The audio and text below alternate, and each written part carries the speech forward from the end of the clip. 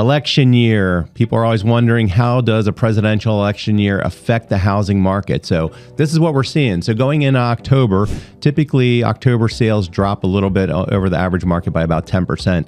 In election years, it drops an additional 5%. So just know that we do have an easing in October. That's typical. Lack of confidence going into election year. Now, November comes, people make their elections. So God only knows which way it's going to end up. The good news is really doesn't affect us a whole lot. 7 out of the last 8 years, we've seen prices go up after the election.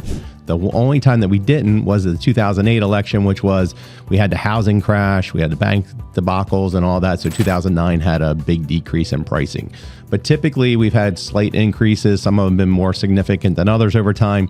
But so the good news is after an election year, typically prices go up some. We've been on that trend already. We've been significantly increased. If you look back to 2017, sales prices, we were average in the Hartford County was about 200, Hartford and Baltimore was about 240,000. We're up to about 375,000 as an average. So significant change over the years. We're continuing to have that 3 to 5% increase. The other thing is sales, typically 9 out of the last time, the sales in these years after election go up as well. So the last 2 years, 23 and 24, we've had less than 4 million homes sold nationally. And typically that number is over 5 million, closer to 5.5 million each year. So 2025, I would expect that we're going to be closer to that 5 million home sales. So that's going to bring, again, more consumer confidence depending on what happens with the election. But ultimately, we're seeing more sales and higher prices slightly. Could it be 2%? What we're seeing overall predictions is our area is probably going to have a 2 to 3% prediction. That's what we've had last year and the previous year. Previous to that, we were having 8 to 10% per year. So some places like Florida, California, Arizona, Vegas, stuff like that, they had upwards of 48 to 50% appreciation in 1 year in 21 and 22. So just giving you some of the ideas. Baltimore, the Maryland area is pretty protected because of government jobs. So we don't have huge upswings and we don't have huge falls. Even when we look back to 2008, we had significant drops, 30 to 40%, but we didn't have 70% drops like those states had. So just giving you an idea, the election is affecting prices some. Again, it's positive.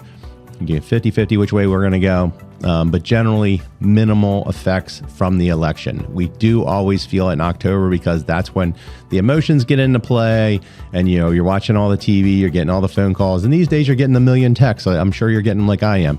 So, emotions play into it, but the overall is very, very little effect in the election of how things are going to affect, but it is an emotional process. So good news is if you're selling, once you get through October, it's still busy in November, especially after the election happens.